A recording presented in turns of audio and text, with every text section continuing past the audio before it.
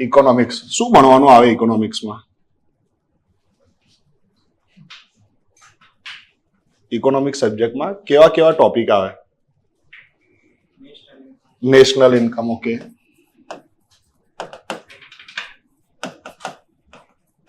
પછી ભાઈ બોલતા રહેજો. હા, જેટલું બોલશો ને એટલું ભણાવીશ. એગ્રીકલ્ચર. પછી ઇન્ડસ્ટ્રી. પછી ગરીબી, બેરોજગારી. પછી ફુગાવો. શું? ટેક્સ ની વાતો હોય. ઓકે. બેન્કિંગ ની વાતો હોય. આ જીએસટી માં ટેક ટી છે એ તબલાનો છે ભાઈ, ટેક્સ નો જ છે ને. આવી ગયો. ઓકે. પછી એક્સટર્નલ સેક્ટર. ભારે ભારે શબ્દો. વિદેશ વેપાર. હા કે ના? એક્સટર્નલ સેક્ટર અથવા તો ફોરેન ટ્રેડ. ઓકે. પછી શું? બેલેન્સ ઓફ પેમેન્ટ એ છે ને ફોરેન ટ્રેડ નો જ ભાગ છે. ઓકે. શું વાત કરો? ઓકે.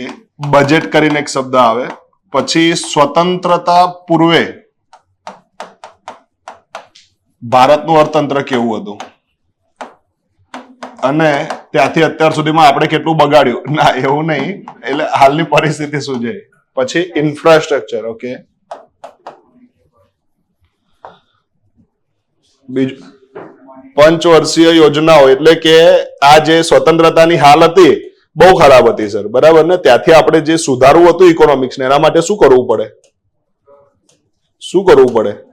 પ્લાનિંગ કરવું પડે. તો પ્લાનિંગ ઇન ઇન્ડિયા કરીને એક ચેપ્ટર આવે. ઓકે. પછી નીતિ આયોગ એ બધું કોનો ભાગ છે? પ્લાનિંગ નો જ ભાગ છે, બરાબર ને? હે? મોનેટરી પોલિસી શાનો ભાગ છે? બેન્કિંગ નો. કારણ કે મોનેટરી પોલિસી કોણ રજૂ કરે? Monetary policy committee.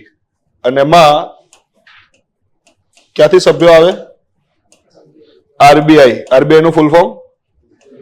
Reserve bank of India, એવું કંઈક. ઓકે. ચાલો, બીજું કઈ આવે આમાં આપણા સિલેબસમાં કઈ? તો પછી આટલું ભણીને કામ પતાય? હે સર, એક ટોપિક હજુ બાકી છે તમારો. કયો? વસ્તી ગણતરીને લગતો, બરાબર ને? આવી બધી વાતો આવે ઇકોનોમિક્સમાં. આવા બધા ટોપિક્સ બનાવે એટલે આપણને એ તો ખબર હોય કે આપણે કઈ દિશામાં જવાનું છે, બરાબર ને? આવા બધા ટોપિક શીખવાના છે આપણે. ચલો, તો ઇકોનોમિક્સ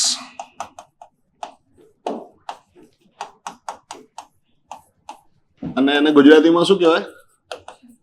અર્થશાસ્ત્ર. અરે ભાઈ, કોઈને મારું ઇન્ટ્રોડક્શન જોઈએ છે? મારું નામ યોગેશ છે, બરાબર ને? અને હું પોતાની જાતને તમને અર્થશાસ્ત્ર ભણાવવા માટે લાયક ગણું છું, બરાબર ને? બસ આટલું અગત્યનું છે. ઘણી વાર શું પછી સ્ટુડન્ટ એવું બી કે સરે તો ઇન્ટ્રોડક્શન ના આપ્યું. શું ઇન્ટ્રોડક્શન આપું ભાઈ? આટલું ઇન્ટ્રોડક્શન હોય, બરાબર ને? ચલો, અર્થશાસ્ત્ર સબ્જેક્ટ. અર્થશાસ્ત્ર એટલે શું? સંધિ છૂટી પડતા આવડે ગુજરાતીમાં? ઓ પબ્લિક, સદમામાં છો કે શું? હે સર, આટલા બધા લેટ કઈ રીતે આવી શકે? ભાઈ થઈ ગયું ટ્રાફિકમાં. ચલો હવે ભૂલી જાવ એ વાતને.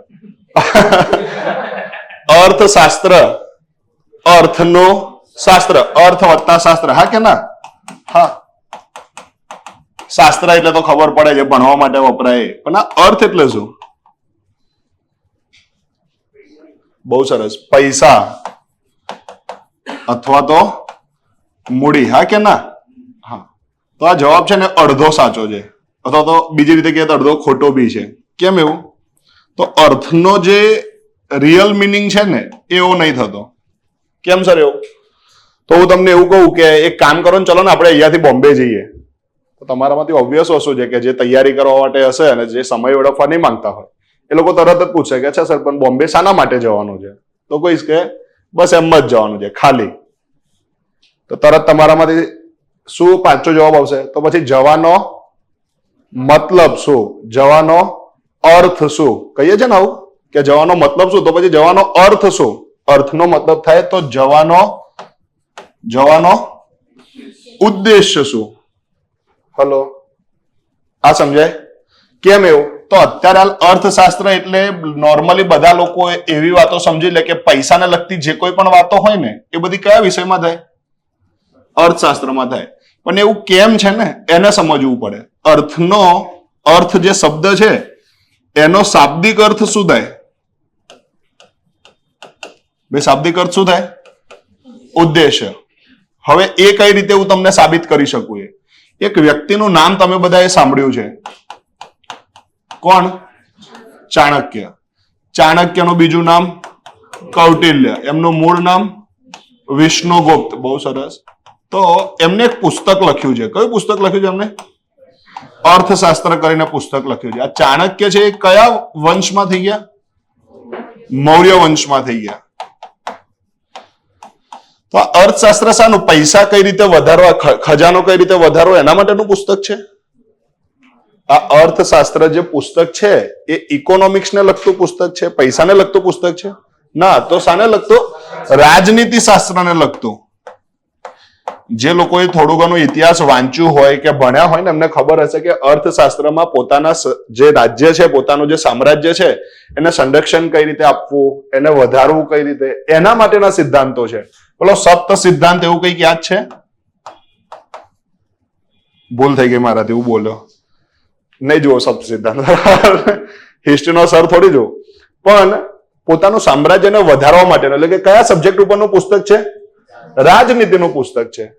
તો સર તો પછી અર્થશાસ્ત્ર એટલે પૈસા એવું કઈ રીતે કહી શકાય? તો અર્થશાસ્ત્ર એટલે પૈસાને લગતું એવું છે જ નહીં, પણ કઈ રીતે થયું ને સમજીએ. આ મૌર્ય રાજ્યની વાત કરીએ, મૌર્ય સામ્રાજ્યની વાત કરીએ તો એ વખતે ચંદ્રગુપ્ત મૌર્યને જમીન લેવી છે. ચંદ્રગુપ્ત મૌર્યને શું કરવી છે ભાઈ? જમીન લેવી છે. તો કઈ રીતે લેશે?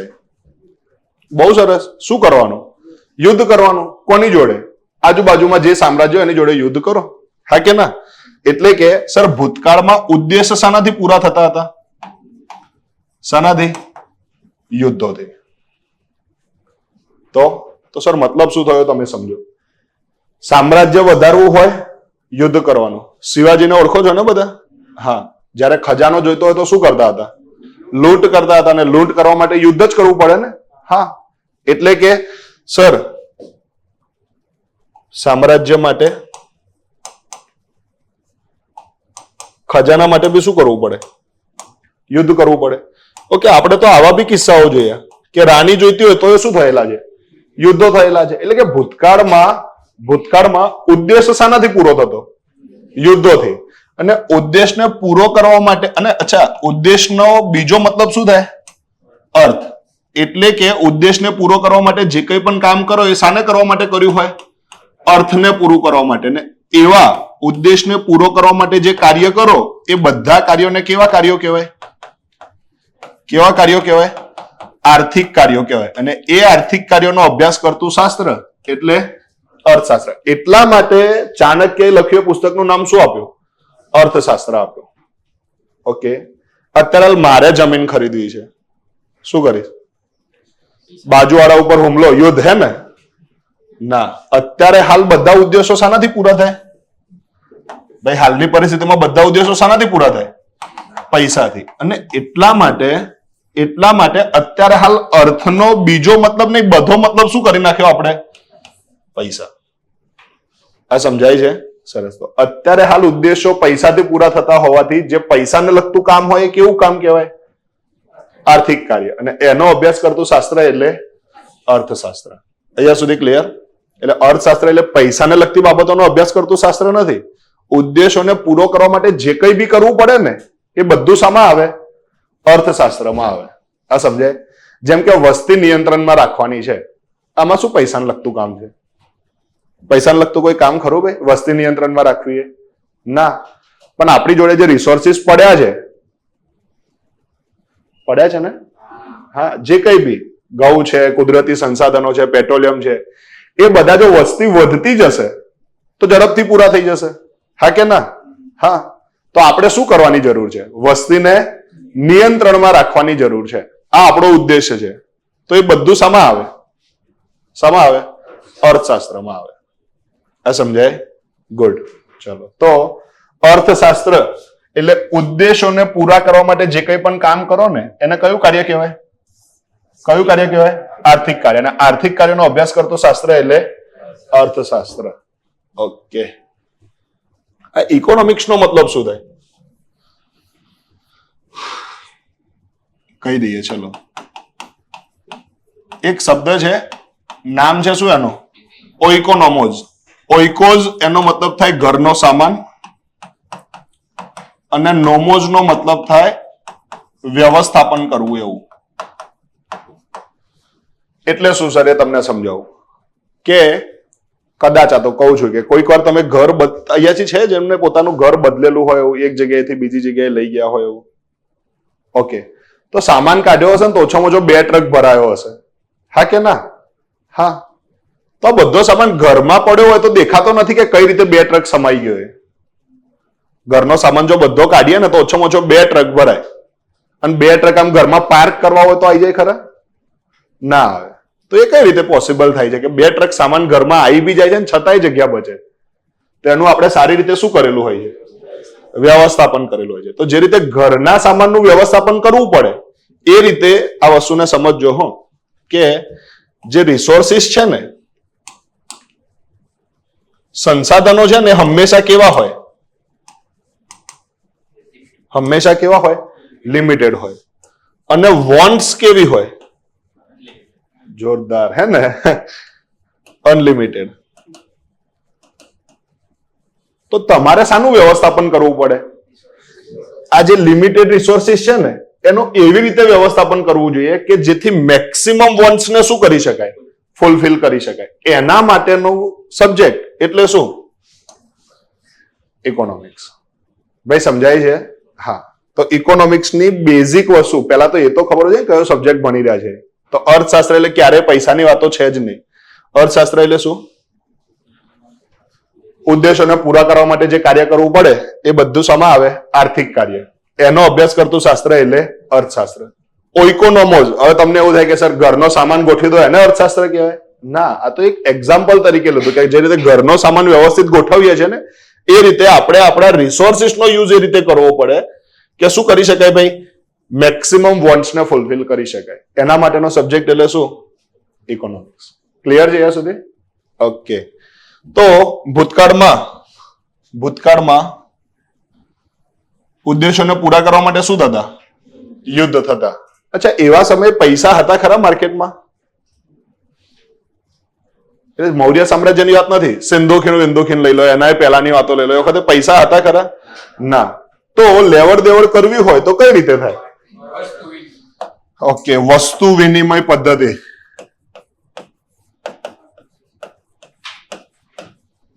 અથવા તો સાટા પદ્ધતિ, જેને ઇંગ્લિશમાં શું કહીએ છીએ? બાર્ટર સિસ્ટમ કહીએ છીએ. આવું કંઈક ચાલતું હતું, હા કે ના? હલો, હા. તો સર બાર્ટર સિસ્ટમ એટલે શું? કે મારે કોઈ એક વસ્તુ ઉગે છે, બરાબર ને? મારા ખેતરમાં એક વસ્તુનું ઉત્પાદન થાય છે. વસ્તુ આપણે બનાવી દઈએ. શું બનાવીએ ભાઈ? ઘઉં બનાવીએ. ચલો, કે ટાઈમ ઘઉં બનાવી દઈએ. ચલો, વાંધો નહીં. ઘઉં ઉગાડ્યા છે મારા ખેતરમાં. તો હું શું કરીશ? ઘઉં ખેતરમાં ઉગાડ્યા છે, મસ્ત ઘઉં ઉગી ગયા, અને પછી એ ઘઉં ખરા ને જેવા પાકે એટલે તરત મુઠ્ઠા ભરી ભરીને ખાઈશ. ઘઉં ખાવાના હોય? ના. તો સર ઘઉંને મસ્ત શું કરીશ? દળી દઈશ, લોટ બનાવીશ. લોટમાં પાણી, તેલ, મીઠું બધું નાખીને લોટ બાંધીને મસ્ત રોટલી બનાવી છે, બરાબર ને? ઓકે. તો એકલી રોટલી ખાઈશ ને હવે? એ ડૂચા મારવાના બપોરે? હે ના. તો કંઈક જોઈશે ને બીજું કંઈક? હા. તો મારે શું કરવું છે? એક શાકભાજી જોઈએ છે ભાઈ, બરાબર ને? તો હું શાકભાજી લેવા માટે જઉં છું, અને સમજી લો કે આપણે શાનું શાકભાજી બનાવું? કોઈ પનીર બનીર ના કહી દેતા હોય, એ ઓછું આવડે છે આપણને. પણ સેવ આ બધા પીજી વાળા બોલ્યા, બરાબર? બહાર ખાવા વાળા હોય ને એમને એક સબ્જી તો રોજ મળે, સેવ ટામેટા. ખબર છે ને? હા. સર તમને કેમ નહીં ખબર? અમે એ જ કરતા હતા કોલેજમાં. તો હા, ચલો સેવ ટામેટા રાખીએ. પણ સબ્જી સેવ તો બહારથી માર્કેટમાંથી લઈ લઈશું. સબ્જી શાની જોઈએ છે ભાઈ? ટામેટાની સબ્જી જોઈએ છે, બરાબર? તો હું ટામેટા વાળાના ત્યાં ગયો અને કીધું કે હું તમને ભાઈ ઘઉં આપો, તમે મને શું આપો? ટામેટા આપો. તો આપણા બંનેનું કામ થઈ જાય. પેલા પૂછે કે કેમ, તો કહીશ કે ભાઈ તમે એકલા ટામેટા બી ખાશો નહીં ને, તમારે બી રોટલી તો જોઈશે ને. તો એ કે ઓકે. તો આ રીતે જે વસ્તુ વિનિમય થતો હતો ને એને શું કહેવાતું હતું? સાટા પદ્ધતિ, ઇંગ્લિશમાં બાર્ટર સિસ્ટમ અથવા તો વસ્તુ વિનિમય પદ્ધતિ. તો બધું બરાબર ચાલતું હતું ને, પૈસાની માથાકૂટો કરવાની જરૂર જ ક્યાં હતી? Sorry, okay. એટલે કે અહીંયા સમજો, પહેલી પ્રોબ્લેમ હતી કે વેલ્યુ ફોર મની સચવાતું હતું નહીં. ઓકે, ચલો. પછી બીજી કોઈ પ્રોબ્લેમ કે બધું બરાબર હતું? આ એક નક્કી કરી દો કેટલી આપવી ને કેટલી લેવી તો ચાલી જાય એવું. Sorry, okay. એટલે બહુ બધા રેટ્સ તમારે યાદ રાખવા પડે કે કેટલા ઘઉં આપો તો કેટલા ટામેટા મળે, કેટલા ઘઉં આપો તો કેટલી બટાકા મળે, કેટલા ઘઉં આપો તો તમને કેટલા મગ મળે, એ રીતે. ઓકે, ઓકે, બહુ સરસ. એટલે કે મેઇન વસ્તુ પ્રોબ્લેમ ક્યાં છે ને તમે સમજો. મારા ત્યાં તો ઘઉં ઉત્પાદન થાય છે, મેં મસ્ત પેલા ટામેટા વાળાને કીધું કે ભાઈ અમે શું કરીએ, તમને ઘઉં આપીએ, તમે અમને શું આપો? ટામેટા આપો. પણ ટામેટા વાળો છે ને પેલું 2023 ને કયું વર્ષ જાહેર કર્યું હતું? આંતરરાષ્ટ્રીય મિલેટ યર. અને એનાથી એટલો પ્રભાવિત થઈ ગયો કે ઘઉં ખાવાના છોડી દીધા એને, અને બાજરી ખાવા ઉપર આવી ગયો છે. તો આ વેપાર થઈ શકશે ખરો? ના. એને શું જોઈએ છે હવે? બાજરી જોઈએ છે. તો એ કોની જોડે વેપાર કરશે ભાઈ? બાજરી વાળા જોડે લેવડ દેવડ કરશે. એ અહીંયા લેવડ દેવડ કરશે નહીં. આ સમજાય? પણ બની શકે કે બાજરી રોટલા વાળાને તુવે ટોઠા ખાવા હોય તો પછી આ વેપાર થાય? ના થાય. એટલે આ વેપાર ક્યારે શક્ય બને? જ્યારે બંનેની માંગ પૂરી થાય. એટલે કે મારે ટામેટા જોઈએ છે તો ટામેટા વાળાને શું જોઈતું હોવું જોઈએ? ઘઉં જોઈતા હોવા જોઈએ. એટલા માટે જ્યારે બંનેની માંગ સંતોષાય ત્યારે જ એ વેપાર શક્ય બને, અન્યથા એ વેપાર થઈ શકે નહીં. ઇંગ્લિશમાં એને કહેવામાં આવે છે ડબલ કોઇન્સિડન્સ ઓફ વોન્ટ.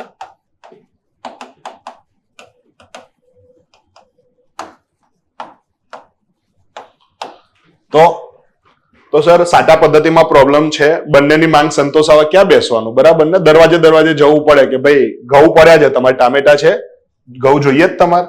એ કે ટામેટા તો છે પણ ઘઉં નહીં જોઈતા. ઓકે, કઈ વાંધો નહીં, માફ કરજો. બીજા દરવાજે આવું કરવું પડે. સર આવું ના કરવું પડે ને, એટલા માટે એક જ સેકન્ડ. અત્યારે હાલ ટામેટા લેવા હોય તો શું લઈને જાઓ? ઘઉં લઈને જાઓ છો? શું લઈને જાઓ છો? પૈસા લઈને જાઓ છો. એટલે અત્યારે હાલ જે રીતે પૈસા છે ને, નાણું છે ને, એ વખતે નાણું તો હતું જ, પણ વસ્તુ પોતે શાના તરીકે કામ કરતી હતી? નાણા તરીકે. એટલા માટે એને શું કહેવાતું હતું? વસ્તુ નાણું કહેવાતું હતું. અહીંયા સુધી ક્લિયર? બધાને જોડે જોડે લખવું પડી રહ્યું છે તો લખવાનો સમય આપું એમ, પણ જયારે ચાલતું હોય ને ત્યારે અહીંયા ધ્યાન આપી લેજો. આમાં તો કોઈ વાંધો નથી, બધું બેઝિક છે, એકદમ બેઝિક. બરાબર ને? રદ્દી ભણાવું છું અત્યારે હાલ. કેમ?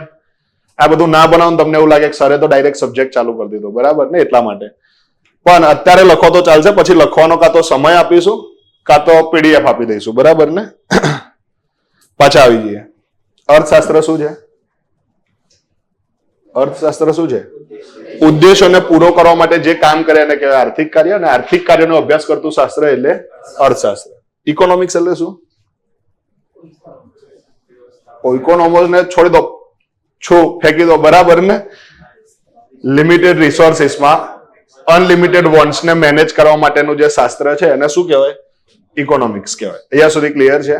ઓકે, ચલો. પછી જ્યારે ભૂતકાળમાં પૈસા નહોતા, શું ચાલતી હતું? વસ્તુ વિનિમય, સાટા પદ્ધતિ અથવા તો બાર્ટર સિસ્ટમ. એક વસ્તુ લેવી હોય તો સામે બીજી વસ્તુ આપવાની. એટલે કે નાણાં તરીકે શાનો ઉપયોગ થતો હતો? વસ્તુનો ઉપયોગ થતો હતો. અને એમાં પ્રોબ્લેમ હતી, બંનેની માંગ પૂરી થવી જોઈએ. તો પછી બુદ્ધિનો વિકાસ થયો ને, એમ આપણને ખબર પડતી ગઈ કે કંઈક એવી કોમન વસ્તુ રાખી શકાય કે જે ઘઉં વાળા પાસે પણ હોય અને ટામેટા વાળા પાસે પણ હોય. ઘઉં વાળા અને ટામેટા વાળા જોડે જવું હોય તો ત્યારે આ વસ્તુ આપે અને સામે શું મેળવી લે? ટામેટા મેળવી લે. ટામેટા વાળા જોડે આ વસ્તુ આવી, એનો ઉપયોગ એ શું કરી શકે? બાજરી જોઈતી તો બાજરી લેવા માટે કરી શકે. તો સર આવી વ્યવસ્થા એમને શાના થકી ઉપજાવી? તો પશુઓને બોલાવે ભાઈ. અને માર્કેટમાં શાનો ઉદ્ભવ થયો? પશુ નાણાંનો. એટલે કે હવે વસ્તુ તરીકે શું છે? પશુ. તમે પોતે ભલે ઘઉંનું ઉત્પાદન કરતા હોય, તમારી જોડે પશુ હોય, આ પશુ તમે બીજાને આપો ને જે વસ્તુ જોઈતી હોય એ વસ્તુને મેળવી શકો. તો સર પશુ નાણું આવ્યું ને તો તમે ઉદાહરણ તરીકે શાને લઈ શકો ભાઈ? ગાયને. જેમ કે રાજાને વૈદિક સંસ્કૃતિમાં શું કહેવાતો? ગોમત કહેવાતો. જે સૌથી વધારે પૈસા વાળો હોય ને એને શું કહેવાય? ગોમત. શાના ઉપરથી આવ્યો? ગાય ઉપરથી. કારણ કે એની જોડે ખજાનો કેવો હોય? વધારે હોય એટલે. ગવિષ્ટી શું છે? ગાયો માટે થતા જે યુદ્ધ છે એના નામને શું કહેવાતું? ગવિષ્ટી કહેવાતું. યાદ છે ને? હા. ગવેષણા શું છે? ગાયોની જે શોધ કરવાની જે પ્રોસેસ ચાલતી ને એને શું કહેવાતું? ગવેષણા કહેવાતું. જે ગાયો દોતા હોય ને, જેમાં જે દૂધ કાઢતા હોય, માં, દીકરી, બેન જે કોઈ પણ હોય, એમને દુહિતા કહેવાતું. શું કહેવાતું? આ બધું શાનું ઇમ્પોર્ટન્સ બતાવે છે? ગાયનું ઇમ્પોર્ટન્સ બતાવે છે. ગાયનું ઇમ્પોર્ટન્સ ધાર્મિક રીતે તો હતું જ. શાના રીતે હતું? બીજું આર્થિક રીતે. ગાયો દાનમાં આપી. શાના માટે? દૂધ દોવા માટે ગાય દાનમાં આપી? ના, એ ગાયો દાનમાં આપી કે જેથી કરીને એ ગાયનો ઉપયોગ જે તે પોતાના ઉદ્દેશને પૂરો કરવા માટે કરી શકે. આ સમજાય? એટલે માર્કેટમાં શું આવ્યું? પશુ નાણું. ઓકે, તો બરાબર જ છે ને પશુ નાણું? તો પછી આ બધા રોકડા વોકડાની ઝંઝટ કરવાની જરૂર ક્યાં હતી? હા કે ના? તો બરાબર નહોતું. ગાય માતાનું અપમાન કરો તમે લોકો. એટલે એવું નહીં, કોઈ ધાર્મિક સેન્ટિમેન્ટ્સ નહીં લઈએ વચ્ચે. પણ કેમ પશુ નાણું યોગ્ય નથી? કારણ ના. ઓકે, તમે તો ડાયરેક્ટ લાસ્ટ પોઈન્ટ કહી દીધો, બરાબર ને? હું થોડું એનાથી આગળ જવું, બરાબર ને?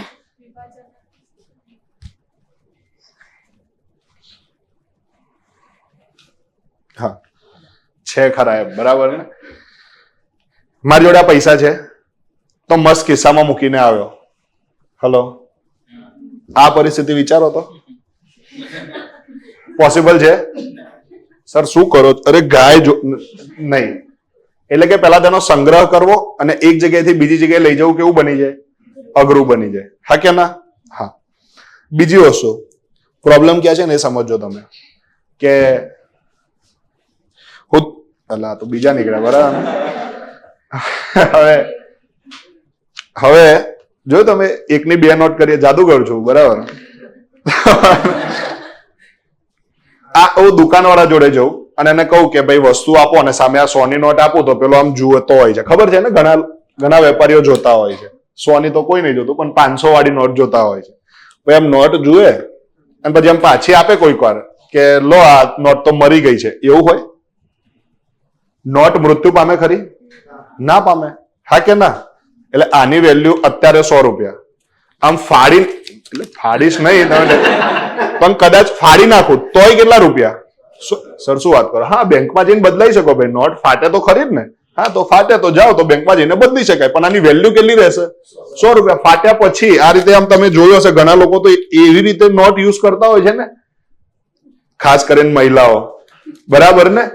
તો સર આપણને એ થાય કે આની વેલ્યુ પછી કેટલી ભાઈ? 100 રૂપિયા. હા કે ના? હા.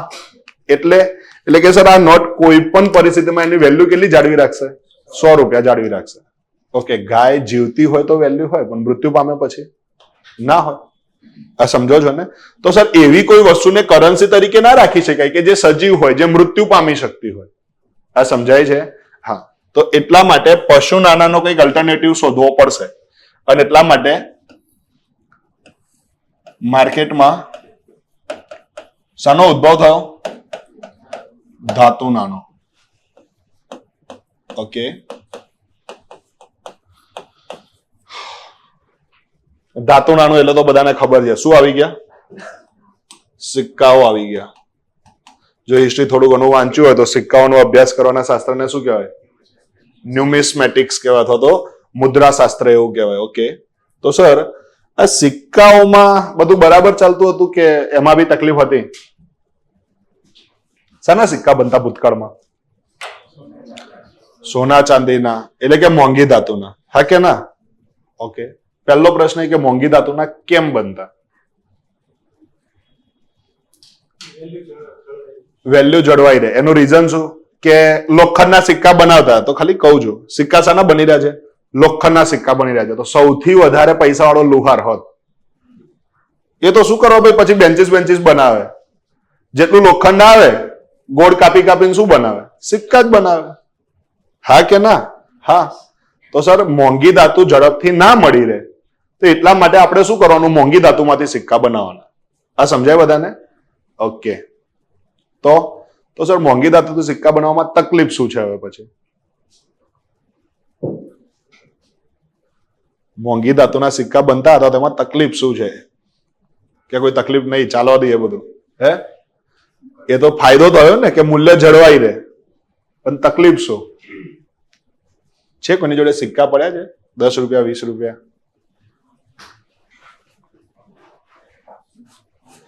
20 રૂપિયાનો સિક્કો આવ્યો ને મને સિક્કો આવી ગયા એના 2-3 વર્ષ પછી ખબર પડી હતી. બોલો.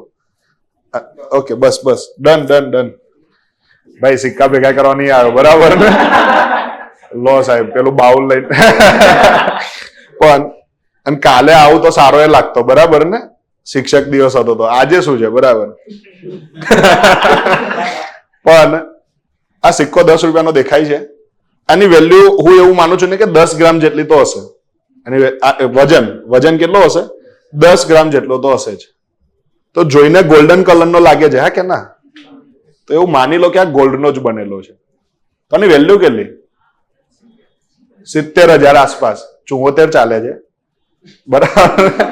ઉપરના 4,000 તમને નહીં દેખાતા, એ લેવા જઈએ છે ને ત્યારે ખબર પડે છે, બરાબર ને?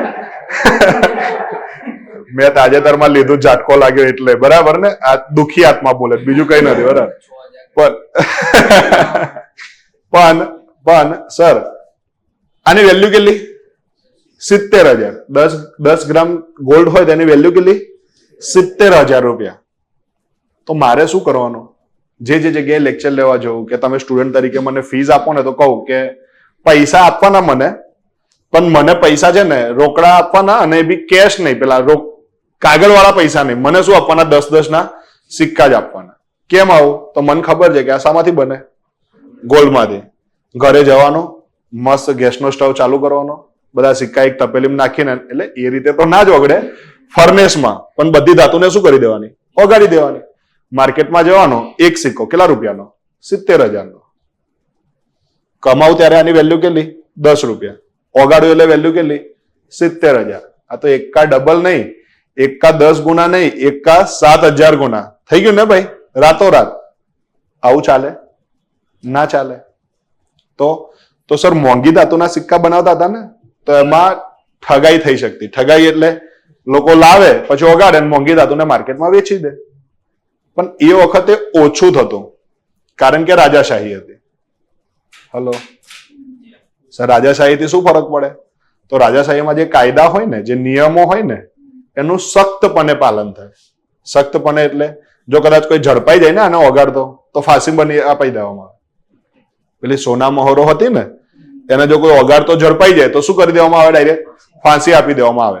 આપણે અત્યારે હાલ બી કાયદા તો છે જ ને. હલો, અહીંયા બેઠા છે ને, એમાં કોઈ વ્યક્તિ એવું નહીં કે દિવસમાં એક કાયદાનો ભંગ નહીં કરતો. અને મૂવીમાં તો પાછા ડાયલોગ બી બતાવે કે રૂલ્સ હોતે હી હે. તો એવા લોકો જો રૂબરૂ મળી જાય ને, એટલા મારું ને, હે ભાઈ, તોડવા માટે હોય છે કાયદો કે નિયમો? તોડવા માટે હોય ના, વ્યવસ્થા જાળવવા માટે હોય. પણ અત્યારે હાલ કાયદાનો એવો કોઈ ડર હોય નહીં. કેમ? અરે ગઈકાલે જ એક રીલ્સ જોયું કે ખબર હોય ને તો પેલા કોન્સ્ટેબલ લોકો કે જે ટ્રાફિકમાં ઉભા રહે ને, એમને તો પેલા માઇક અને કેમેરા આપી દીધા છે, ખબર છે ને? એટલે એ લોકો બી ભ્રષ્ટાચાર ના કરી શકે ને આવું બધું. તો એક ભાઈએ બહુ મસ્ત ટ્રીક, એટલે ટ્રીક એ તો ખાલી વિડીયો બનાવવા માટે જ, કે સીટ બેલ્ટ નહોતો પહેર્યો, તો ગાડી સાઈડમાં કરાય ને, તો પેલા એ પૂછ્યું કે સર તમારું ડ્રાઇવિંગ લાયસન્સ? તો કે 3 ડ્રાઇવિંગ લાયસન્સ છે મારી જોડે, તમારે કયું કયું જોઈએ છે કહી દો. એક મારું રેગ્યુલર છે, એક કોમર્શિયલ છે, અને એક ઇન્ટરનેશનલ છે. રેગ્યુલર વાળું એનું ડ્રાઇવિંગ લાયસન્સ બતાવ્યું કે જો પકડવો હોય તો આ લઈ લો, એમ, બરાબર ને? પછી બીજી 500ની નોટ બતાવી, કયા વાળી? એનું કોર્પોરેટ લાયસન્સ વાળી, બરાબર ને? અને પછી 2,000ની નોટ બતાવી, ઇન્ટરનેશનલ લાયસન્સ વાળી, કે કયું લાયસન્સ લઈને મને જવા દેવો છે, એમ, બરાબર ને? આ રીતે ભ્રષ્ટાચારના રસ્તા તો લોકો શોધી જ લેશે ને. કેમેરા કે ગમે તેટલા માઇક લગાવી દો, કેમેરામાં એક્ઝેક્ટ ત્યાં આવશે એવું જરૂરી છે ખરું? ના, એ તો અહીંયાથી આમ થઈ જશે, બરાબર ને? માઇકમાં તો શું આવ્યું ભાઈ? લાયસન્સ, કોર્પોરેટ લાયસન્સ અને ઇન્ટરનેશનલ લાયસન્સ. સમજો છો ને? એટલે લોકો રસ્તા તો કોઈ બી રીતે શોધી લેશે, પણ અત્યારે હાલ શોધે છે એનું કારણ શું છે? કાયદાનો ડર નથી. એટલે ભૂતકાળમાં એ નહોતું થતું. કારણ શું? એમાં કોઈ ભાઈ આવું બેલ વેલ કશું થાય જ નહીં. કેદ ખાનું હોય તો બેલ થાય ને, સીધું ફાંસી ચડાવી દે, ક્યાંથી બેલ વેલ કશું થાય? તો સર એ વખતે ડર રહેતો, એટલે લોકો એટલું વગાડતા હતા નહીં. પણ પછી જેમ જેમ રાજાશાહી થોડી ઓછી થવા લાગી, બરાબર ને, ત્યારે ખબર પડી કે આ ગોલ્ડના મોંઘી ધાતુના સિક્કાઓ ચાલશે નહીં. તો પછી આપણે શામાંથી બનાવવાના શરૂ કર્યા? શામાંથી બનાવવાના શરૂ કર્યા? મિશ્ર ધાતુમાંથી. કઈ ધાતુમાંથી? મિશ્ર ધાતુમાંથી. ઓકે, તો હવે મિશ્ર ધાતુમાંથી બને પછી કોઈ પ્રોબ્લેમ છે ખરો? અત્યારે હાલ સિક્કાઓમાં કોઈ પ્રોબ્લેમ ખરો? હા કે ના? કોઈ બી બનાવી દે, પાક્કો? કાલે 2 બનાવતા આવજો ને. એટલે નહીં, મતલબ એ રીતે સમજાવું છું કે એટલા સરળ છે નહીં, પણ ચલો બનાવી બી દીધા, બરાબર ને. પણ ભાઈ મારી જોડે 100 રૂપિયા હતા ને, તો હું મસ્ત 100 રૂપિયા તો 10 ના સિક્કા લાવું તો કેટલા થઈ જાય? 10 સિક્કામાં કામ ચાલી જાય ને. ઓકે, તો આ કેટલા રૂપિયા છે ભેગા થઈને? 400 માં થઈ જશે 40 સિક્કાથી, બરાબર ને. પણ આ બધા ભેગા થઈને કંઈક 3,000 4,000 રૂપિયા જેવા પૈસા છે. આ બધા 10 ના સિક્કા લાવું તો 300. સાલા નજર હું ભણાવું છું ને ત્યાં નથી, પેલી નોટ પડી ને એમાં પહેલી નજર છે. સર તમે સબ્જેક્ટ બી કયો ભણાવો છે?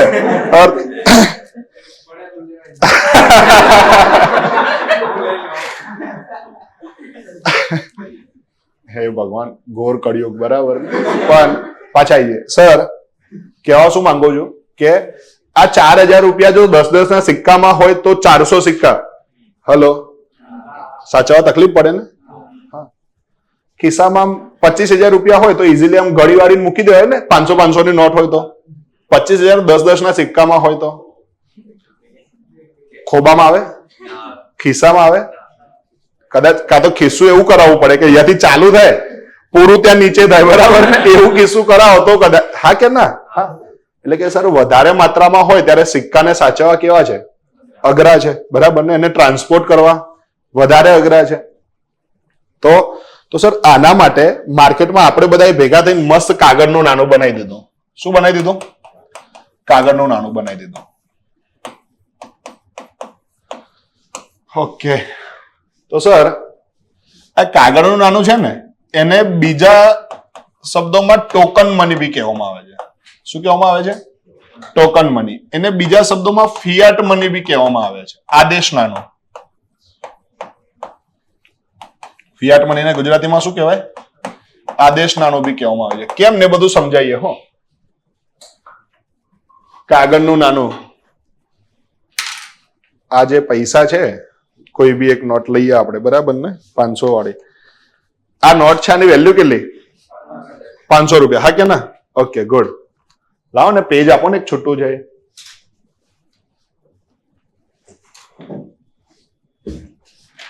આ પેજ તો આ નોટ કરતા મોટું છે ને. હલો, ઇન કેસ આ રીતે આમ જોવું ને તો 4 ગણું તો થતું જ હશે, ઓછામાં ઓછું. કેટલા ગણું થતું હશે? 4 ગણું થતું જ હશે, બરાબર ને. આપણે પ્રૂવ બી કરી દઈએ કે 4 ગણું થાય બી છે, બરાબર ને. આ રીતે કેટલા ગણું થાય છે? 4 ગણું થાય છે. તો 500 ગુણ્યા 4 એટલે કેટલા થાય? 2000. તો લાવો ને 2000 આપો. અને આપશો 2000 તમે? કેમ નહીં આપો ભાઈ? આના કરતા 4 ગણું છે. મોટું એ છે, સાઈડમાં જુઓ, અહીંયા આટલું મોટું એ છે પાછું. એ ફ્રી આપું છું તમને. કારણ શું છે? ઓથોરાઇઝ્ડ નથી. જોરદાર. એટલે કે સર આને તો કોઈ કે કઈને આપ્યું છે કે આની વેલ્યુ કેટલી છે? 500 રૂપિયા છે. હા કે ના? આની વેલ્યુ 2000 કરી દઉં? કરી દો અત્યારે હાલ? હાલો, પણ તમને આપીશ નહીં ખાલી. સોરી હો મેડમ.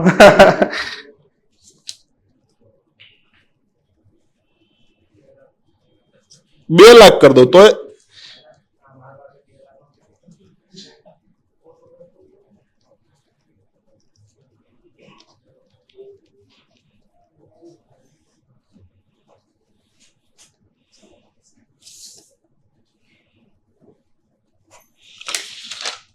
મેં અહીંયા લખ્યું આવનાર વ્યક્તિને શું કરવા ભાઈ? 2000 રૂપિયા રોકડા આપી દેવા, બરાબર ને. નીચે મારી સાઈન કરીને આપી છે. અહીંયા ઓફિસમાં જશો, મારી ઓફિસમાં આ પાર્ટી કાગળ માંગે છે. એવું આપીશ નહીં, એ વાત અલગ છે. પણ હવે આની વેલ્યુ કેટલી? 2000. હા, તમારે ટેસ્ટિંગ કરવું હોય તો અત્યારે હાલ કરતા હો તો 2000 તમારી જોડેથી હું પાછા લઈ શકું. અહીંયા મૂકીને જતો રહો, લોચા પડે, બરાબર ને? 2000 નું નુકસાન. આની વેલ્યુ કેટલી થઈ ગઈ હવે? 2000 રૂપિયા થઈ ગઈ. હલો, આ સમજાય છે ને? મતલબ શું? થોડી વાર પહેલા તમે માંગતા નહોતા આ કાગળને, માંગ્યું તમે, સર મને આપી દો, મને આપી દો, અને જેવું લખીને બતાવ્યું તમે શું કીધું તરત જ? સર લાવો. હા કે ના? હા. કારણ શું? આની વેલ્યુ હતી નહીં, વેલ્યુ બનાવવામાં આવી. તો જે એની પોતાની જે વેલ્યુ હોય ને એને ઇન્ટ્રિન્સિક વેલ્યુ કહેવાય. શું કહેવાય ગુજરાતીમાં? અંતર્નિહિત મૂલ્ય, એનું પોતાનું મૂલ્ય. પેલો સિક્કો હોય, ગોલ્ડનો હોય, તો ગોલ્ડની પોતાની વેલ્યુ હોય, હા કે ના? હા. આની કોઈ વેલ્યુ ખરી? એટલે સર કદાચ 1 રૂપિયામાં કાગળ મળે પણ 2000 જેટલી વેલ્યુ છે ના. તો આની પોતાની જે વેલ્યુ હોય ને એને ઇન્ટ્રિન્સિક વેલ્યુ કહેવાય. કઈ વેલ્યુ કહેવાય? ઇન્ટ્રિન્સિક વેલ્યુ. ગુજરાતીમાં નિહિત મૂલ્ય અથવા તો અંતર્નિહિત મૂલ્ય કહેવાય. અહીંયા સુધી ક્લિયર? ઓકે. પણ આને નોટ બનાવી કેટલાની? આ કાગળ કેટલાનું બનાવ્યું? હવે કેટલાનું બનાવ્યું? 2000 નું. એને એની ફેસ વેલ્યુ કહેવાય. શું કહેવાય? હલો ભાઈ, સાંભળજો હો બધું. તો ટોકન મની કોને કહેવાય? તો જેની ફેસ વેલ્યુ એના ઇન્ટ્રિન્સિક વેલ્યુ કરતા કેવી હોય? ખૂબ જ વધારે હોય. એને શું કહેવાય? ટોકન મની કહેવાય. એટલે કે એની પોતાની વેલ્યુ ના હોય, વેલ્યુ એની જોડે અસાઇન કરવામાં આવે. વેલ્યુ શું કરવામાં આવે? અસાઇન કરવામાં આવે, મૂલ્યને સાંકળવામાં આવે.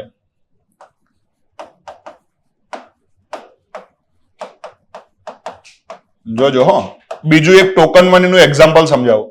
નીચે આપણું ખેતલા પાત કંઈક સીલ થઈ ગયું કે ચાલુ છે? ખેતલા આપા ચાલુ છે અત્યારે? પેલા ફૂડ સેફ્ટી વાળા ફસાઈ વાળા કંઈક લોક વોક માર્યું હતું, એવું કઈ હતું વચ્ચે? હે ને? મેં તો ન્યૂઝમાં જોયું હતું. તો ના કેટલા આપા ચા આપ્યો, ટાઈમ જ નહીં હતો, બરાબર ને? અને એવું સાંભળ્યું હતું. તે કેટલા આપા જાવ ને પેલા ભાઈને કહો કે ચા ભરો ને, તો તરત શું કહે છે? શું લઈ આવો? ટોકન લઈ આવો. બહુ ખબર છે ને? હા. ખેતલા આપવા વાળા જે ટોકન હોય, બરાબર ને, એ પેલી એક આવડી નાનકડી ચિઠ્ઠી આપે. હલો, અને ઉપર લખ્યું હોય ફૂલ ટી, હાફ ટી, આવું બધું, બરાબર ને? અને તમે એ લઈને જાઓ એટલે ત્યાં જઈને આપો એટલે તરત જ શું મળી જાય તમને? ચા મળી જાય. એવું જ હોય, તમે ઘરેથી એનાથી થોડું મોટું કાગળ લઈને ફૂલ ટી, હાફ ટી એવું લખો તો મળી જાય ખરું? ના મળે. કેમ ના મળે?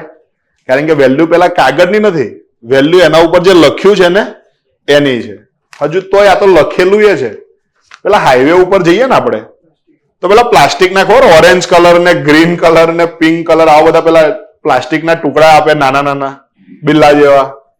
તો એમાં તમે જાઓ એટલે પેલાને કહો કે લો ભાઈ 10 રૂપિયા એક ચા આપો ને, એટલે પેલો મસ્ત એક ગ્રીન કલર નું આપે, અને પછી કે ત્યાં જઈને આપજો એટલે મળી જશે.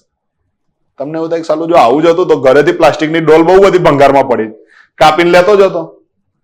પણ સર એ વેલ્યુ પ્લાસ્ટિકની નથી, મૂલ્યને એની સાથે સાંકળવામાં આવ્યું છે. એટલે એને શું કહેતા હોઈએ છે? ટોકન કહેતા હોય છે. એટલે કે જયારે ઇન્ટ્રિન્સિક વેલ્યુ ના હોય કાં તો ઓછી હોય, કોની સાપેક્ષે? કયા મૂલ્યની સાપેક્ષે? ફેસ વેલ્યુની સાપેક્ષે. એવા મનીને કયું મની કહેવાય? Token money. મેં તમને પૈસા તમને આપે કે મારી જોડે છે? 500 નોટ 100 ની કેમ નહીં થઈ ગઈ? વાંધો નહીં, ચલો. આ 100 ની નોટ છે તો આ કાગળની વેલ્યુ છે? ના, વેલ્યુ શાની છે? એના ઉપર લખેલાની છે. આ સમજાય? ઓકે. બીજી વસ્તુ કે અહીંયા મેં નીચે કાગળમાં બી લખ્યું ને, તો છેલ્લે શું લખ્યું છે જુઓ ને, સહી કરતા પહેલા BO નો સ્ટેન્ડ ફોર બાય ઓર્ડર. બહુ સરસ. કેમ? કારણ કે હાયર ઓથોરિટીઓ શું કરે? હંમેશા આદેશ આપે. શું કરે? આદેશ આપે. હું મારી જ ઓફિસમાં મોકલીને એવું કહીશ ખરો કે ભાઈ મહેરબાની કરીને આપી દેજો, થોડી લાજ રાખી, એવું હોય ના. હાયર ઓથોરિટી શું કરે? આદેશ આપે. RBI કઈ ઓથોરિટી કહેવાય? હાઈએસ્ટ. હાયર નહીં, કઈ કહેવાય? હાઈએસ્ટ ઓથોરિટી કહેવાય જયારે બેન્કિંગની વાતો થતી હોય ત્યારે. એટલે સર RBI જે કઈ બી પૈસા આપે ત્યારે એ ઉપર આદેશ લખે છે કે આ જે કાગળિયું છે ને એને કેટલા રૂપિયા ગણજો? 100, 200 કાં તો 500 ગણજો. એટલા માટે એને શું કહેવાય છે? આદેશ નાનો. આદેશ માટે ઇંગ્લિશમાં શબ્દ કયો છે? ફિયાટ. એટલે એને બીજું શું કહેતા તરીકે ઓળખવામાં આવે છે? ફિયાટ મની તરીકે ઓળખવામાં આવે છે. બહુ સરસ. તો સર સિક્કાઓમાં પ્રોબ્લેમ હતો એટલે શું લઈ આવ્યા? કાગળનો નાનો. કાગળના નાના બીજું શું કહેવાય? Token money. ટોકન મની ને બીજું શું કહેવાય? ફિયાટ મની, આદેશ નાણું કહેવાય. અહીંયા સુધી ક્લિયર છે? ઓકે.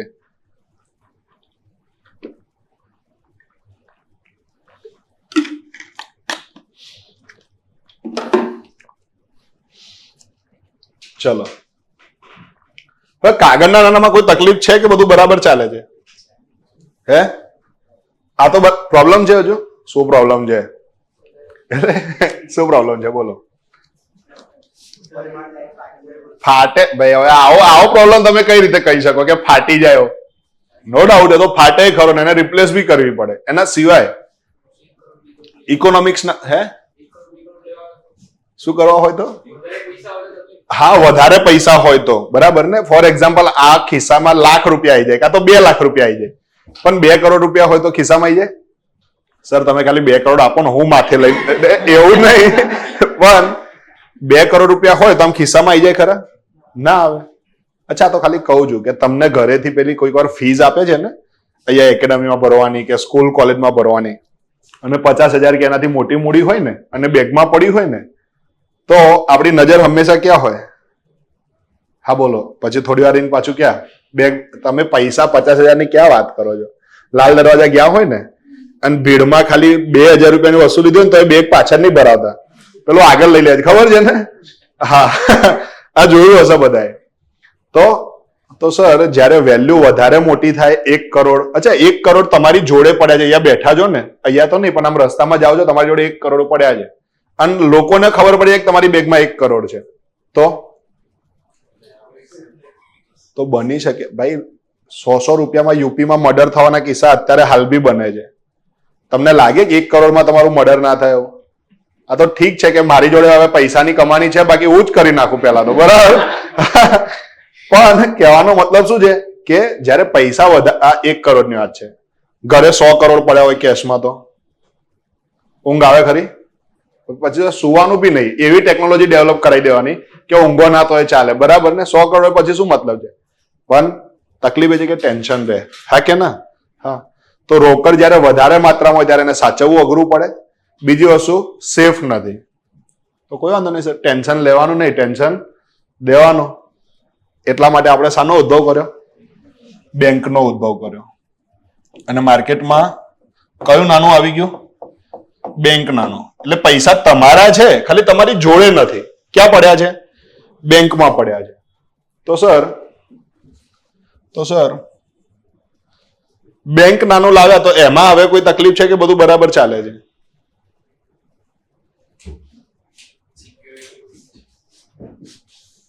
એટલે બેંક ઉઠી જાય તેવું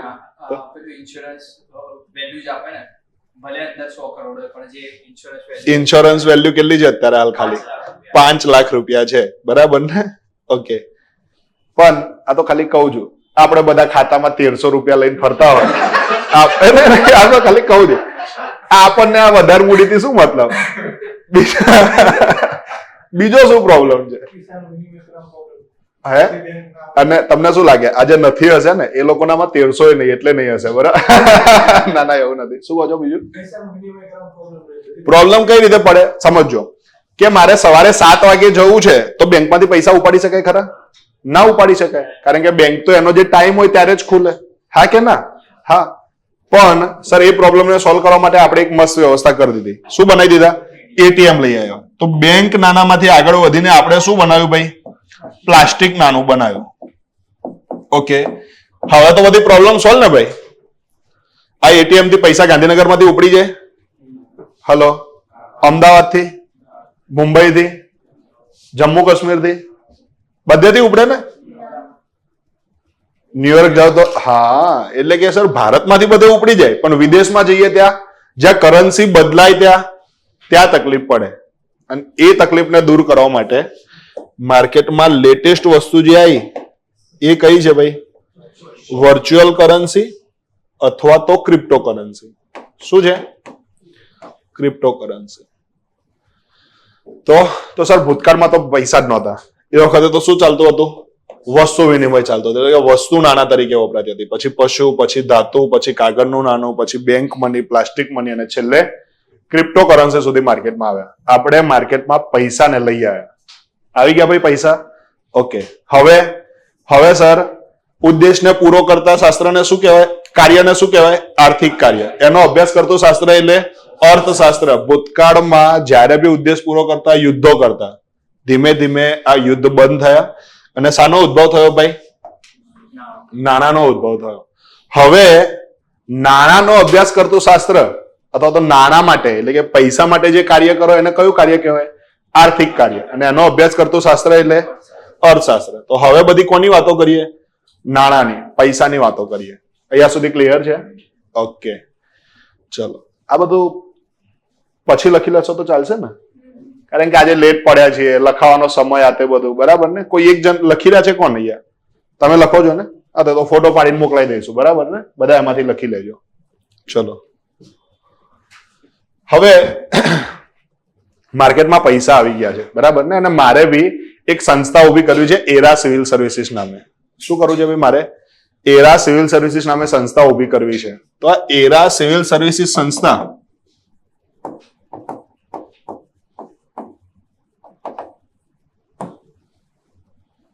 એ ક્યાં કામ કરશે? મંગળ ઉપર. હે ના ના સર, અત્યારે હાલ તો ચંદ્ર ઉપર બી સ્કોપ સારો છે, હે ને? હલો, કામ ક્યાં કરશે ભાઈ? અહીંયા ને, જમીન ઉપર. ક્લાસરૂમ જોઈશે કે નહીં જોઈએ? જોઈશે. એટલે કે એક જગ્યા જોઈએ છે. આ ક્લાસરૂમ છે એ ક્યાં ટકેલો છે? જમીન ઉપર. જમીન અને જમીનમાંથી જેટલી પણ વસ્તુઓ બને ને, જમીનમાંથી જે કંઈ પણ વસ્તુ બને ને બધાને જમીનમાં જ ગણવામાં આવે. એટલે આ બિલ્ડિંગ બનાવી લીધી, પણ બિલ્ડિંગ કહેવાય તો શું? એક પ્રકારનું જમીનમાં જ ગણાય. એટલે આમ જમીનના અંદર ગણાય એવું નહીં. એનો ગણતરી કયા વર્ગમાં થાય? જમીનમાં થાય. અહીંયા સુધી ક્લિયર છે? રોડ બનાવી દીધો, પણ રોડને બી કહેવાય તો શું? જમીન જ કહેવાય. અહીંયા સુધી ક્લિયર છે બધાને? ઓકે. તો સર, એરા સિવિલ સર્વિસીસ સંસ્થા બનાવી હોય ને તો શાની જરૂર પડે? જમીનની જરૂર પડે. ઓકે, ચલો, જમીન એટલે કે ક્લાસરૂમ રાખી લીધો, જમીન છે એના ઉપર બિલ્ડિંગ છે, જગ્યા બી રાખી લીધી. આટલાથી કામ ચાલી જાય? એટલે તમે બધા નીચે બેઠા હોય, હું નીચે બેસી જાવ મસ્ત શાંતિથી પલાટ. એટલે કે ઇન્ફ્રાસ્ટ્રક્ચર જોઈએ, બેન્ચીસ જોઈએ, કેમેરો જોઈએ, ટીવી જોઈએ, પેનલ જોઈએ, કોમ્પ્યુટર જોઈએ, આ બધું જોઈએ ને? એસી જોઈએ, એ પાછા 2 જોઈએ. એટલે એવું નહીં, પણ જે કઈ બી આ બધું જોઈએ ને? હા. અને આ બધા માટે શું જોઈએ? પૈસા જોઈએ. એટલે કે સર, કોઈ પણ સંસ્થા ઊભી કરવી હોય કે કોઈ પણ કામ કરવું હોય તો શાની જરૂર પડે? મૂડીની જરૂર પડે. આ એરા સિવિલ સર્વિસીસ આઈએએસ ને ભલે આપણે સંસ્થા કહીએ છીએ, પણ બધી કંપનીઓ ખાલી આ રીતે યુપીએસસી જીપીએસસી નું કોચિંગ આપવાની જ કામ કરતી હોય? ના, અલગ અલગ કંપનીઓ અલગ અલગ કામ કરતી હોય, બરાબર ને? જેમ કે રિલાયન્સ છે તો યુપીએસસી જીપીએસસી ની સેવા આપે ના, એ તો વસ્તુઓનું ઉત્પાદન કરે છે. તો સંસ્થા અથવા તો કંપની અથવા તો વેપારી પેઢી, આ બધાને પોતાની ઓફિસ કાં તો પોતાનું મેન્યુફેક્ચરિંગ યુનિટ્સ આપવા માટે પહેલા શાની જરૂર પડે? જમીન. બીજા શાની જરૂર પડે?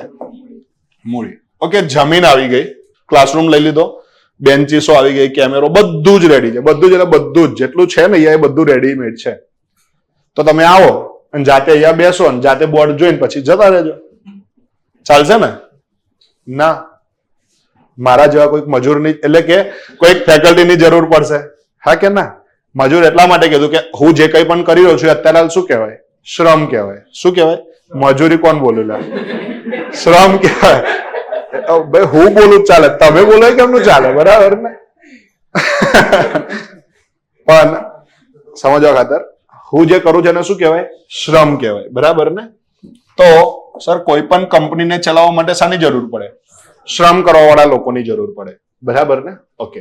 અને આ જે છેલ્લો મુદ્દો છે ને, એ કોઈ એક વ્યક્તિ મેનેજમેન્ટ કરે છે, બરાબર ને? તો જે વ્યક્તિ પોતે કંપનીનું મેનેજમેન્ટ કરતો હોય એને કહેવાય નિયોજન. શું કહેવાય? નિયોજન.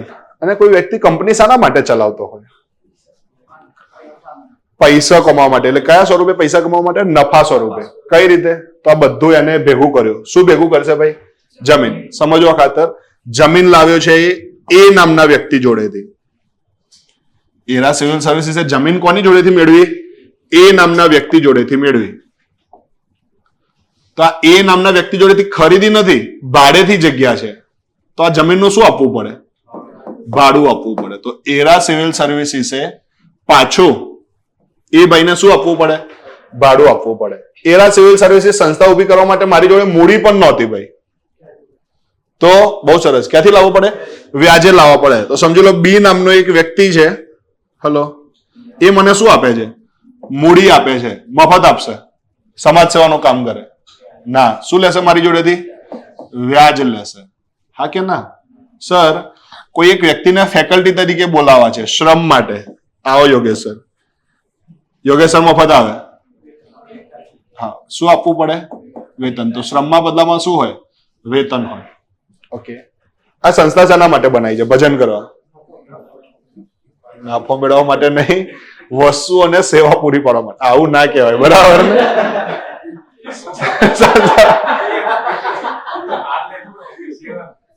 અરે હજુ બી જો તમે બી કોઈ કંપની બનાવો ને, કેમ કહું છું એ સમજો. તમે બી કોઈ કંપની બનાવો ને આગળ જતા, તો ગોલ પૈસા કમાવાનો ના હોવો જોઈએ. એ તો આવશે જ.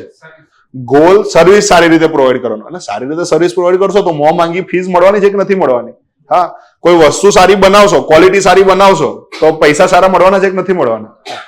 તો એ સેન્સમાં કહું છું ભાઈ, વ્યક્તિ જન્મે છે તો ઉદ્દેશ્ય પૂરો કરવાનો છે ને. બપોરે પેટમાં ખાડો ભરાવો જોઈએ ને, હા, સાંજે ભરાવો જોઈએ ને. તો બધાનો ઉદ્દેશ તો છે જ કે પૈસા કમાવા. આ પૃથ્વી ઉપર કોઈ એવું નથી જેને પૈસા નથી કમાવા. ઉદ્દેશ તો પૂરો કરવો જ છે ને. હા, પણ જે પ્રાઇમ મોટિવ છે ને સંસ્થા પાછળનો, એ પૈસો ના હોવો જોઈએ. આ સમજાવવા માંગુ તમને. હલો, હા. જેમ કે હું બી મારી કોઈ જગ્યાએ સંસ્થા ચલાવું છું, કે એકેડમી ચલાવું છું, કે લાઇબ્રેરી ચલાવું છું, તેનો મેઇન મોટિવ પૈસા કમાવો નથી. હા, એ પૈસા આવે એ અલગ વસ્તુ છે. મેઇન મોટિવ શું છે? સર્વિસ પ્રોવાઈડ કરવાનો. કેવી સર્વિસ? ઉત્કૃષ્ટ કક્ષાની. એ તમે આપો ને તો ભવિષ્યમાં એ તો પૈસા રિવર્ટ બેક થવાના જ છે. આ સમજાય? તો ફરીથી સંસ્થાનો મોટિવ શું છે? વસ્તુ અને સેવા પૂરી પાડવાનો. સુધરજો લે. હા, પૈસા પૈસા પૈસા કર્યું કે બધાના મગજ ભ્રષ્ટ કરી દીધા છે, બરાબર ને? ભાઈ, સિવિલ સર્વિસીસ કોઈ પણ સંસ્થા ચાલુ કરો, એનો ઉદ્દેશ્ય શું હોય? વસ્તુ અથવા તો સેવા આપવાનો. ઓકે. આ એરા આઈએસ તો એક એક્ઝામ્પલ છે. હવે બહુ બધી કંપની હશે ને, એ બધાને જમીન એ ભાઈ જ આપતો હશે? ના. બધાને મૂડી બી ભાઈ જ આપતો હશે. બધી જગ્યાએ શ્રમ કરવા માટે યોગેશ સર જાય. યોગેશ સર ક્યાં છો? બસ 1.5 લાખ જગ્યાએ કામ કરી રહ્યો છું એક સાથે. એવું હોય? ના. એટલે કે આ બધા લોકો તો મેં એક્ઝામ્પલ માટે લખ્યા. આ બધા લોકો બીજું કઈ નહીં. શું છે ભાઈ? જાહેર જનતા છે. શું છે? જાહેર જનતા. કે જે કાં તો જમીન આપે, કાં તો મૂડી આપે, કે આ બધું. તો આ સંસ્થા જે વસ્તુ અને સેવા પૂરી પાડે છે, એનો લાભ લેશે કોણ? જાહેર જનતા. હલો, આ બેઠી જાહેર જનતા. તમે બધા લાભ લઈ રહ્યા છો ને? શાનો? વસ્તુ અને સેવાનો. તો સર, સિવિલ સર્વિસીસ કે કોઈ પણ સંસ્થા હોય, વસ્તુ અને સેવાનો લાભ આપે તો આ લાભ મેળવે કોણ? જાહેર જનતા મેળવે. અહીંયા સુધી ક્લિયર છે? ઓકે. તો હવે એરા સિવિલ સર્વિસીસ કહેશે કોને? જાહેર જનતાને. કે વારા પછી વારો છે, તમારા પછી અમારો છે. આ તમારા બધું આપવાનું હતું જાહેર જનતાએ, તો મફત આપ્યું ભાઈ? ના. તો એરા સિવિલ સર્વિસીસ કહે છે કે આ વસ્તુ અને સેવા લેવી હોય તો મફત મળે ખરી? ના. સામે શું આપવું પડે ભાઈ? પેમેન્ટ આપવું પડે, ચૂકવણી કરવી પડે.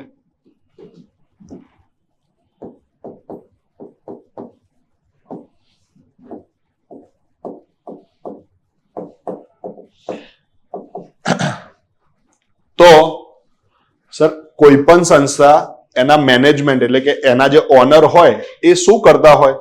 વસ્તુ અને સેવા આપે, એમાંથી જે આવક થઈ એમાંથી શું બાદ કરે? ભાડું, વ્યાજ, વેતન, આ બધું બાદ કરે. એના પછી જે બચ્યું એ એમનો શું હોય? શું હોય? નફો હોય. અહીંયા સુધી ક્લિયર? તો આના ઉપરથી શું ખબર પડી? આવકના 4 સ્ત્રોત કયા છે? કઈ 4 જગ્યાએથી આવક મળી શકે? જમીન, મૂડી, શ્રમ અને નિયોજન. આવકના 4 સ્વરૂપ કયા કયા છે? કયા કયા સ્વરૂપમાં આવક, કયા કયા પ્રકારે આવક થઈ શકે? પહેલો, ભાડું, વ્યાજ, વેતન અને નફો. અહીંયા સુધી ક્લિયર છે? ઓકે.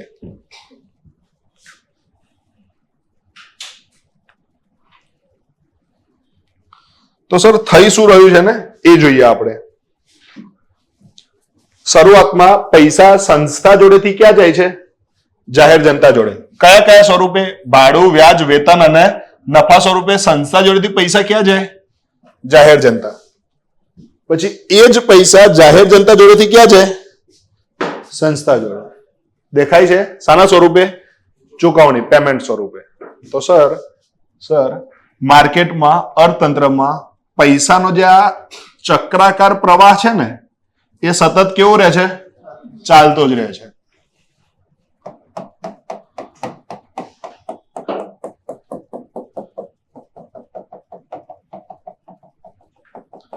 આ જે પ્રવાહ ચાલતો રહે છે ને એને કહેવામાં આવે છે રાષ્ટ્રીય આવકનો ચક્રાકાર પ્રવાહ. શું કહેવામાં આવે છે? રાષ્ટ્રીય આવકનો ચક્રાકાર પ્રવાહ. ઇંગ્લિશમાં એને કહેવામાં આવે છે circular flow of national income. શોર્ટમાં CFNI. અહીંયા સુધી ક્લિયર છે? હલો, હા. હવે આ એરા સિવિલ સર્વિસીસને જ્યારે જ્યારે જગ્યા જોઈએ તો અલગ અલગ કોમ્પ્લેક્સમાં અલગ અલગ જગ્યાએ જઈને પૂછવું પડે કે જગ્યા અવેલેબલ છે? હોય તો અમારે ભાડે કાં તો વેચાણથી લેવી છે. અહીંયા ના પાડી, બીજી જગ્યાએ જાય. ભાઈ જગ્યા અવેલેબલ છે? નથી? ઓકે, બીજી જગ્યાએ જાય. થાય ને આવું? હા. ફેકલ્ટી માટે બની શકે કે ફોન કરવા પડે કે હલો ફલાના ભાઈ, હા આપણા ત્યાં GPSC ની બેચ ચાલે છે, તમારી સર્વિસીસ સારી છે, કન્ટેન્ટ ડિલિવરી સારું છે, તો તમે સર્વિસ આપશો અમારા ત્યાં? ના? ઓકે, કોઈ વાંધો નહીં. બીજાને, ત્રીજાને, આ રીતે કરવું પડે. શાના માટે? શ્રમ માટે. મેનેજમેન્ટ તો જાતે જ કરવાનું છે. ઓકે, પણ મૂડી માટે કઈક વ્યવસ્થા કરી શકાય સર. કેવી વ્યવસ્થા? એટલે ખાલી સમજો ને કે મૂડી માટે ઘરે ઘરે જતા હોઈએ આ રીતે. હલો, નોક નોક.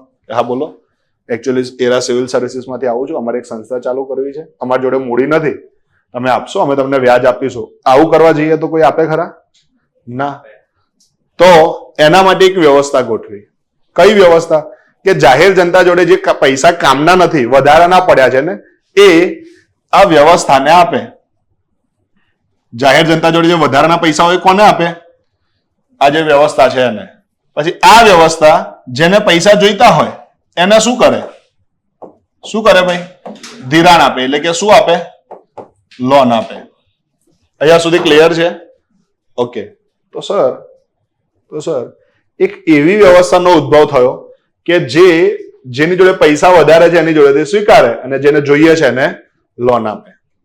તો સર આ જે વ્યવસ્થા છે ને એને શાના તરીકેનું કામ કર્યું? મધ્યસ્થી. શાના તરીકેનું કામ કર્યું? મધ્યસ્થી. આ કોના મધ્યસ્થી છે? આ પતિ પત્નીનો ઝઘડો થાય એના? કે ના લડશો નહીં, આપણે સુખી સંસાર, એવું ના. આ શાના મધ્યસ્થી છે ભાઈ? પૈસા આપવા વાળાના અને પૈસા લેવા વાળાના. એટલે કે કેવા કાર્યના મધ્યસ્થી છે? નાણાકીય મધ્યસ્થી છે. મધ્યસ્થીને ઇંગ્લિશમાં કહેવાય ઇન્ટરમીડિયરી. અને નાણાકીય એટલે ફાઇનાન્શિયલ. એટલે કે માર્કેટમાં શાનો ઉદ્ભવ થઈ ગયો? ફાઇનાન્શિયલ ઇન્ટરમીડિયરીનો ઉદ્ભવ થઈ ગયો. અહીંયા સુધી ક્લિયર છે? ઓકે સર, હવે આ ફાઇનાન્શિયલ ઇન્ટરમીડિયરી છે ને એના બે પ્રકાર હોય. કયા કયા? એક અને નોલેજ. એક અને બે. ચલો સમજાઈ ગયું બધાને? નેક્સ્ટ. ના એટલે એવું નહીં સર. આ બે પ્રકાર કયા કયા હોય? બેંક અને નોન બેંક. એ ફાઇનાન્શિયલ ઇન્ટરમીડિયરીના બે પ્રકાર કયા કયા? બેંક અને નોન બેંક. અહીંયા સુધી ક્લિયર છે? ઓકે. તો શું ફરક હોય બેંક અને નોન બેંકમાં? સર આ નોન છે, અહીંયા નોન હે. આ 4 મૂળાક્ષરોનો શબ્દ છે. આ 7 તફાવત લખો તો આવો ના લખી શકાય? શું તફાવત છે બેંક અને નોન બેંકમાં? બોલતા રહેજો હો.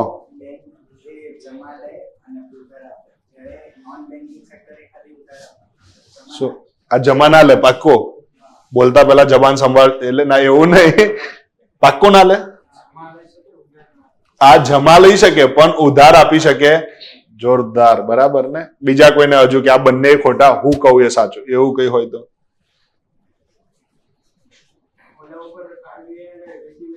આના ઉપર આરબીઆઈ ના રેગ્યુલેશન લાગે, જ્યારે આના ઉપર આરબીઆઈ ના રેગ્યુલેશન લાગતા નથી. ઓકે, હજુ બીજા કોઈ બોલો? જે આવડે ભાઈ. આ બંને જવાબ આપ્યા, બંનેના ખોટા છે, છતાં કે હાથ પગ તોડ્યા ભાઈ કોઈના? ના. તો તમે બોલો. હવે આ બે ટેન્શનમાં છે કે આ ખોટું છે તો સાચું શું છે, બરાબર? હે કે નહીં? કે સર તમે કહો એ પછી અમે ભગવદ્ ગીતા છે એ રીતે માની લઈએ. આ તો એવું જ કરવાનું છે ને. હા ભાઈ જુઓ, ઇકોનોમિક્સ મારી જોડેથી શીખવું છે ને તો બે વસ્તુઓને મગજમાં ફિટ કરી દેવાની. પહેલો સંયમ અને બીજો વિશ્વાસ. સંયમ શું?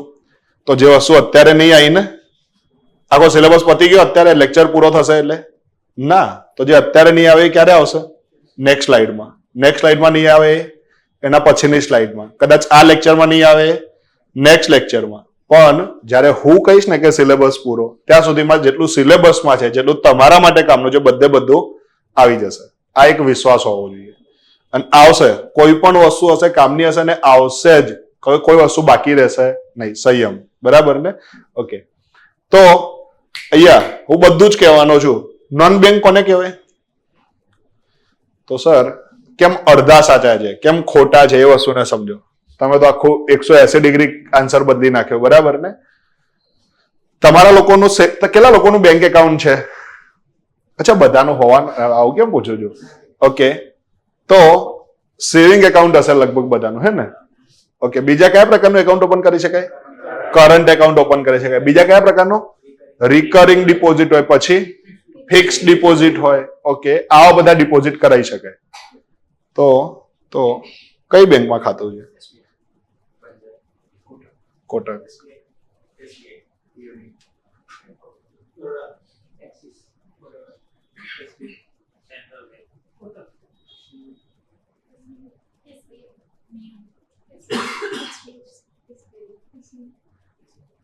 પેલું બજાજ ફાઇનાન્સમાં કોઈનું એકાઉન્ટ કેમ નથી? પેલા મુથુટ ફાઇનાન્સમાં કેમ નથી? કારણ કે નોન બેન્કિંગ સંસ્થા છે. ફરીથી, Bajaj finance, Muthoot finance, IIFL, નાબાર્ડમાં કોઈનો, એક વ્યક્તિ કીધું સર એ તો કદાચ ઉઠી જાય તો, એટલે કારણ એ નથી. પબ્લિક આ સંભળજો, નાબાર્ડ તો ના ઉઠી જાય ને, તો અહીંયાથી નાબાર્ડમાં કોઈનું એકાઉન્ટ કેમ નથી? આ તો વિચારો ભાઈ. નાબાર્ડ તો સરકારની માલિકીની એકદમ બહુ મોટા લેવલે કામ કરતી બેંક છે ને.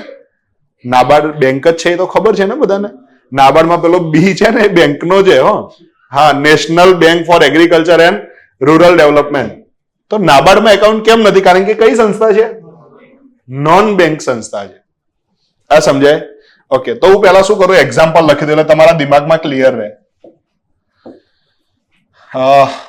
બજાજ ફાઇનાન્સ,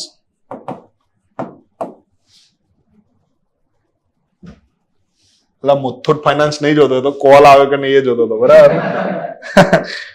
મુથુટ ફાઇનાન્સ, પછી IIFL ની વાત કરી દઈએ. પછી એક બેંકનું તમે નામ સાંભળ્યું છે, એક્ઝિમ બેંક, સાંભળ્યું છે? Export import bank of India. પછી બીજી NABARD bank, national housing bank, બહુ સરસ. પછી સિડબી, આવું બધું નામ સાંભળ્યા છે આપણે. તો આ બધી સંસ્થાઓ કેવી છે ભાઈ? નોન બેંક સંસ્થાઓ છે. તો હવે સાંભળજો, આ બંનેમાં શું ફરક છે. તમે એવું કીધું કે આ ડિપોઝિટ લઈ શકે, લોન ના આપી શકે. લોન ના આપવાની હોય તો આ લોકો કામ શું કરે? તો આ લોકો લોન આપી શકે, ધિરાણ આપી શકે, પણ ડિપોઝિટ ના લઈ શકે. તો સર હું સાચું જ કહેતો હતો ને, હે ને? તો ભાઈ પૈસા આવે ક્યાંથી લોન આપવાના? અધર સોર્સ. એ કેવી અધર વાળી પાછી? હે? એ તો વિચારો. તો સાંભળજો, હે? ના, એવું નથી. એટલે કે આ નોન બેંક છે ને, નોન બેંક, એ બોલી તો લેવા દો. પણ આ નાબાર્ડ છે, નાબાર્ડ, સોરી, નાબાર્ડ ક્યાં? નોન બેંક છે ને, નોન બેંક, એ શું એક્સેપ્ટ નથી કરતું? શું એક્સેપ્ટ નથી કરતું ભાઈ? રિટેલ ડિપોઝિટને એક્સેપ્ટ નહીં કરતો. એટલે તમારા મારા જેવા જે પેલા 2000, 5000, 10,000 ને મતલબ લાખ રૂપિયા કે 5 લાખ રૂપિયા એવા રેગ્યુલર કસ્ટમર જોડેથી પૈસા લેતા નથી. એટલે તમે નોન બેંકની અંદર saving account, current account, FD, RD આ બધું કરાવી શકો? ના કરાવી શકો. પણ સમજી લો કે હું ઇન્વેસ્ટર છું. કેટલો ઇન્વેસ્ટર? રાકેશ ઝુંઝુનવાલા બી બીજા નંબરે આવે મારા પછી. એટલે એવું નથી, ખાલી ફેંકી દીધા છે ને ભાઈ, સમજાવું જ છે ને મારે તો. મારી જોડે 25,000 કરોડ રૂપિયા પડ્યા છે, બરાબર ને? હવે બજાજ ફાઇનાન્સ વાળા આવે અને એમને 2,000 કરોડ જોઈતા હોય તો હું આપું. આ સમજાય છે ને? હા. તો એ રીતે એમનો બિઝનેસ થાય. તમારા મારા જેવા જોડેથી રેગ્યુલર ડિપોઝિટ તરીકે સ્વીકારતા નથી. અહીંયા સુધી ક્લિયર? પૈસા સ્વીકારે ના તો આપે ક્યાંથી? મને પૈસા આપે છે ને તમારા મારા જેવા વ્યક્તિઓ જોડેથી રિટેલ ડિપોઝિટ તરીકે નથી લેતા. એ આવી રીતે હોલસેલમાં પૈસા ઉપાડે. આ ખબર પડી? ઓકે, ચલો. તો શું તફાવત છે બેંકમાં અને નોન બેંકમાં એ ખબર પડી ગઈ. બેંક તો કઈ રીતે કામ કરે? મસ્ત સર, સરળ. આવું બધું કરવાની જરૂર જ નહીં સર. જેને પૈસા મૂકવા હોય એ આવે, પૈસા મૂકવા આવ્યો એટલે કે ડિપોઝિટ કરવા માટે આવ્યો એટલે એને શું કહેવાય? ડિપોઝિટર કહેવાય. તો ડિપોઝિટરના પૈસાને શું કરવાનું ભાઈ? સ્વીકારવાના.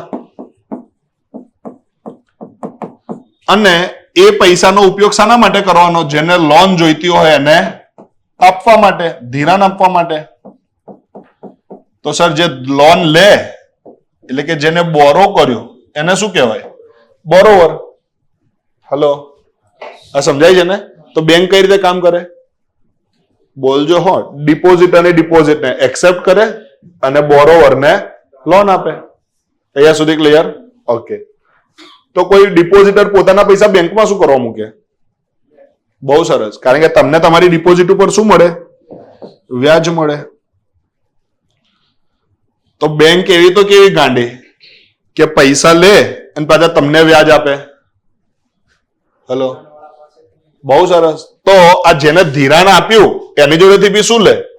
વ્યાજ તો લે જ. તો વ્યાજ લીધું, વ્યાજ આપ્યું, કેન્સલ, 0. હા, એટલે આ જે વ્યાજ લીધો એનો દર કેવો હોય? વધારે હોય. વ્યાજ આપ્યું એનો દર કેવો હોય?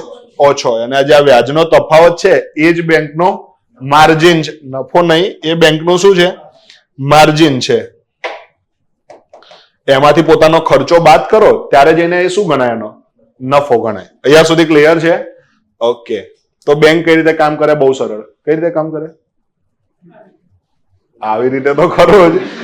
ડિપોઝિટરની ડિપોઝિટને એક્સેપ્ટ કરે, એને ડિપોઝિટ ઉપર શું આપે? વ્યાજ આપે. હવે એ પૈસાનો ઉપયોગ શાના માટે કરે? ધિરાણ આપવા માટે. અને એ ધિરાણ ઉપર શું વસૂલ કરે?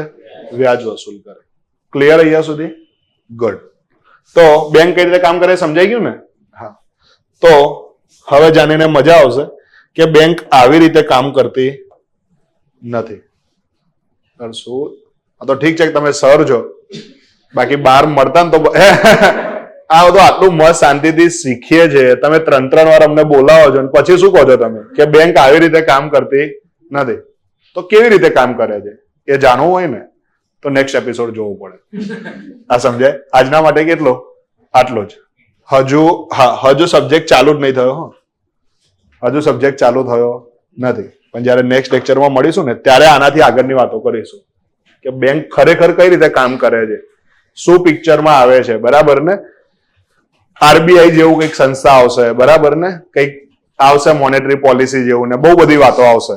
પણ આજે શીખ્યા એમાં કોઈને કોઈ ડાઉટ છે? ડાઉટ? ના. બરાબર ને ભાઈ? હું એટલી ગેરંટી આપીશ કે અહીંયા તમે બેઠા છો ને તો ઇકોનોમિક્સમાં એક બી કોન્સેપ્ટ ખબર નહીં પડે ને એવું નથી બનવાનું. પણ ઇકોનોમિક્સમાં અહીંયા ખબર પડી જશે, અઠવાડિયા પછી બધું ગાયબ બી થઈ જશે જો રિવિઝન નહીં કરીએ ને તો. આ સમજાય છે? એટલે કહેવાનો મતલબ એટલો છે કે ક્યારે આવતીકાલે કરું ને વૃત્તિ રાખવાની જ નહીં. આજે જે ચાલે ને એ વસ્તુને આજે જઈને ફરીથી એકવાર વાંચીને, થઈ શકે તો વિડીયો જોઈને 2-3 વાર વાંચીને પાકું કરી જ લેવાનું. નેક્સ્ટ લેક્ચરમાં આવીએ ને એટલે જે આગળના લેક્ચરમાં ચાલ્યું હોય ને એટલું વાંચવાનું. આગળનો લેક્ચર એટલે એક જ લેક્ચર ના, જેટલા લેક્ચર થાય એ બધા વાંચવાના. કેમ એવું? જ્યારે છેલ્લો ટોપિક આવશો ને, છેલ્લો ટોપિક, તોય આખા ચોપડાનું રિવિઝન કરો ને તો 3-4 કલાકમાં થઈ જાય. હું લખાઈ છે જે રીતે કે આખા ચોપડાનું રિવિઝન કેટલા ટાઈમમાં થઈ જાય? 3-4 કલાકમાં આખા ઇકોનોમિક્સનું રિવિઝન થઈ જાય. તો સર છેલ્લા દિવસે પરીક્ષા વખતે કરીએ જ ચાલે? નહીં ચાલે. એ દિવસે 3 કલાકમાં એક પેજ પૂરું નહીં થાય. ફરીથી કેટલું? એક પેજ પૂરું નહીં થાય. કારણ કે પહેલા ટોપિકમાં ખબર પડે તો બીજામાં જશો ને. ખબર પડી?